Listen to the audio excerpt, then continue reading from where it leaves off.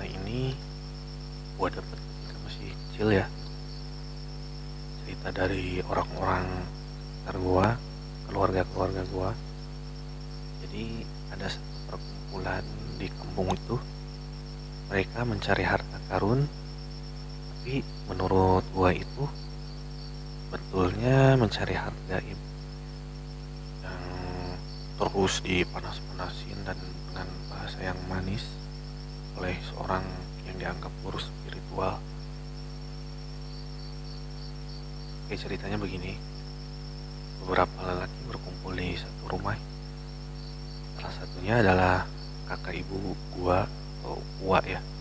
Kalau orang Sunda itu menyebut. Mereka merencanakan menarik harta gaib di sebuah bukit sebelah utara kampung gua.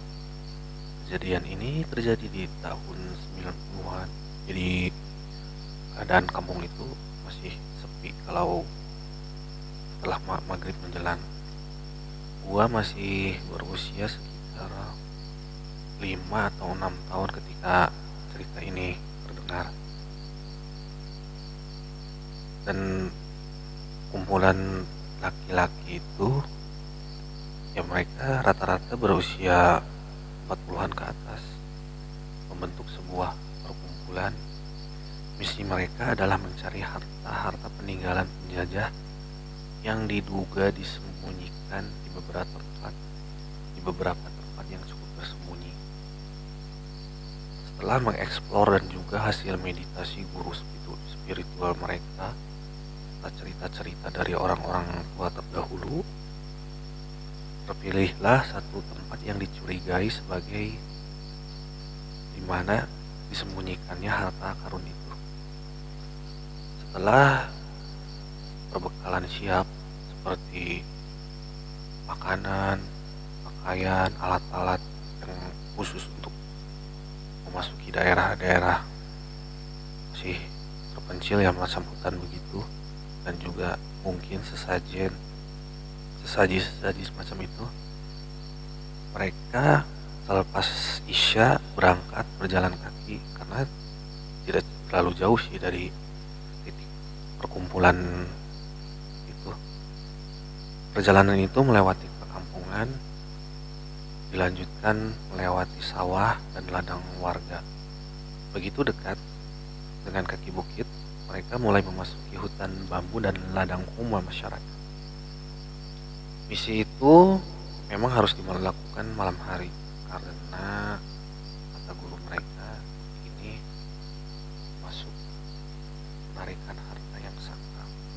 Ya, kembali lagi kan namanya juga harta gaib, pasti selalu dilakukan di malam hari. Perjalanan itu meskipun dekat cukup menguras tenaga.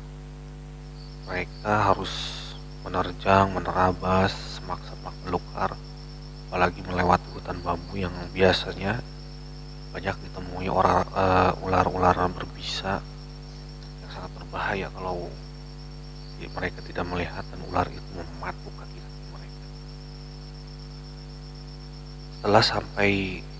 Setelah beberapa lama mereka berjalan, kurang lebih sekitar 1 jam, mereka sampai di sebuah tanah lamping. Dari sana itu tanah keadaannya tebing-tebingnya itu ditumbuhi pohon-pohon bambu yang lebat, ya mungkin menyerupai lembah kecil ya. Pohon bambu yang lebat serta semak-semak kaliandra yang sama sekali belum terjamah. Mungkin tidak ada yang berani untuk menjamah tempat itu ya. Di sebuah tebing yang menyerupai tembok itu, guru spiritual mereka mengatakan, menurut hasil meditasi saya, disinilah tempatnya, kata guru itu. Dan mereka, gua belum menyebutkan berapa jumlah mereka, sekitar 6 atau 7 orang, dan salah satunya itu adalah kakak ibu gua. Setelah beberapa saat, sang guru menyuruh mereka untuk berdiam dan tidak melakukan apa-apa, sementara dia menyiapkan perbekalannya Lalu dengan sebuah alas kain, dia pun terduduk sambil bersila, duduk meditasi semacam itu. Lalu perdupaan dan saji yang disiapkan dari rumah tadi mulai dihamparkan di depannya. Orang itu kemudian melakukan hal-hal yang sering kita lihat di TV-TV ya, macam pemanggilan atau apalah. Seperti itulah, mungkin kalian juga pernah tahu.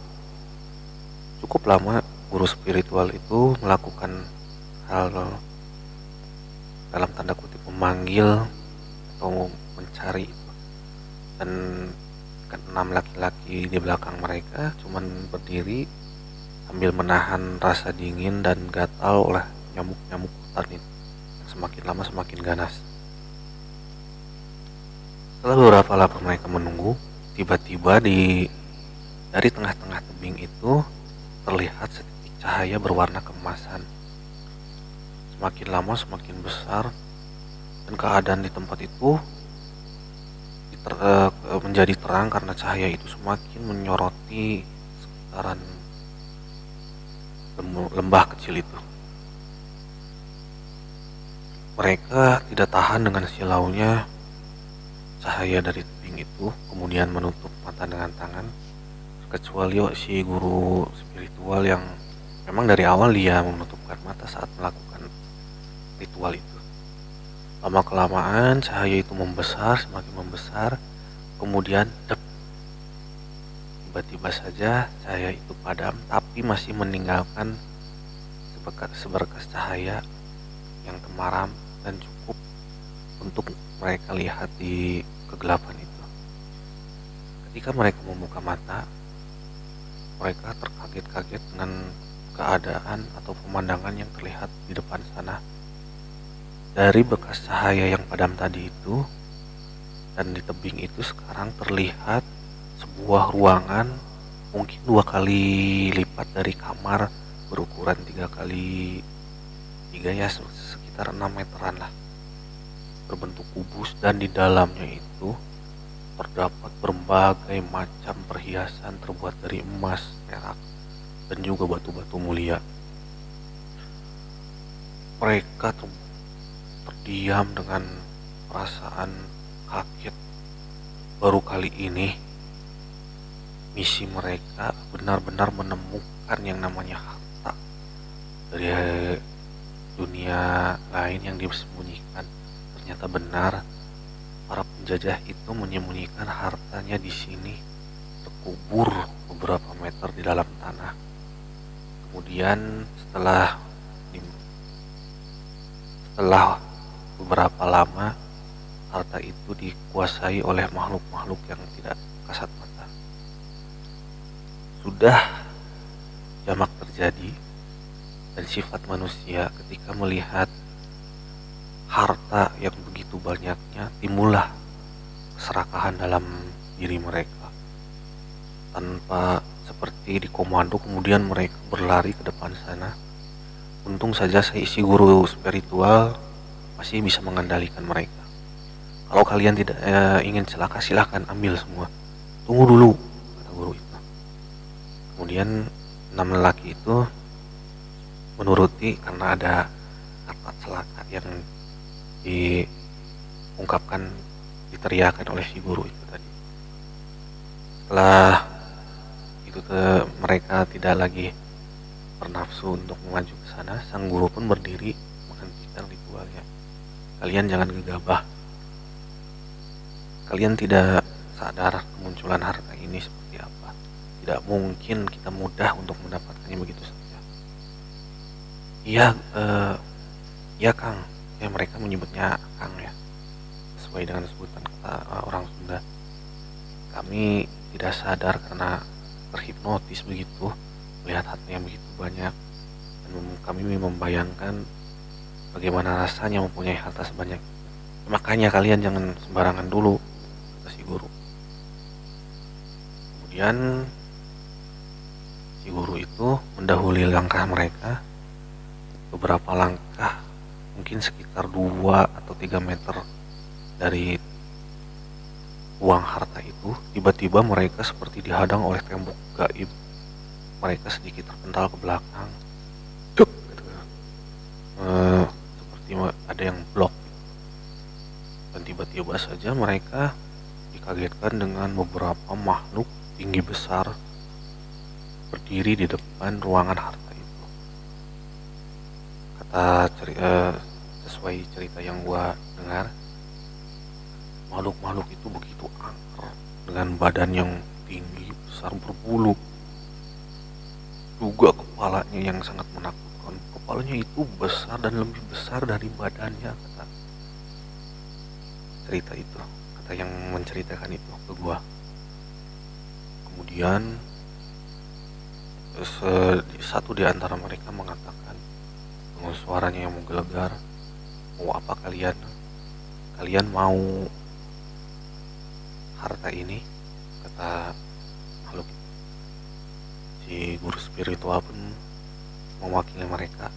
Betul, jika saja kami diizinkan, kami hanya ingin sedikit dari harta ini. Si makhluk itu pun menggeram marah. Tidak bisa. Harta ini adalah milik kami. Kalaupun kalian ingin, kalian harus memberikan sesuatu kepada kami sebagai gantinya. Apa itu? Kata si guru. Nyawa kalian. Kemudian bagi anggota itu yang sedikit nyalinya jiper gitu ya, melarikan diri dari tempat itu, lari tunggang langgang tanpa memikirkan lagi harta yang banyak itu. Sedangkan sisanya ya 6 orang termasuk si guru spiritual itu tetap berusaha bertahan. Tapi setelah dialog itu tidak ada lagi tawar menawar lagi, harus ditukar dengan nyawa. Kemudian si guru spiritual mencoba untuk melawan mereka, tapi apa daya, maaf sedikit batuk, makhluk itu terlalu kuat untuk mereka. Untung saja makhluk itu tidak berniat menghabisi mereka dan hanya memberikan sedikit pelajaran. Kemudian si guru pun menyerah dan mereka pun mengajak kembali, dan dia pun mengajak anggotanya untuk pulang ke kampung. Dan setelah kejadian itu, mereka hanya ingin mendapatkan harta gaib itu yang mudah-mudah saja, atau yang penjagaannya tidak terlalu ketat. Tapi setelah kejadian itu ya, gue mendengar ada sih satu cerita, mungkin nanti gue akan ceritakan di lain video. Beberapa kali mereka mencari, tapi tetap hasilnya nihil, tidak mendapatkan hasil. Bahkan mereka pun sedikit demi sedikit kehilangan harta karena usaha mereka yang apa ya, maksudnya itu tidak terurus usaha mereka karena fokus untuk mencari harta-harta dari alam gaib. Kemudian satu persatu mereka pun meninggal karena usia juga. Dan ibu gua pun sudah almarhum dari tahun 2000-an lalu, awal 2000-an lalu. Mungkin sedikit dulu kisah dari gua yang gua ceritakan ini, dan kebenarannya pun jangan terlalu kalian telan mentah-mentah ya, karena gua pun mendengar cerita, tidak mengalami sendiri. Dan jika pun itu terjadi, ya itu hanyalah tipu daya jin. Kita tetap harus berusaha dan berikhtiar sesuai dengan apa yang Allah perintahkan. Dan untuk harta-harta gaib, biarkanlah itu, meskipun itu ada, biarkanlah itu. Kita tidak boleh mengharapkan harta-harta yang bukan milik. Sekian dari gua. Terima kasih. Assalamualaikum warahmatullahi wabarakatuh.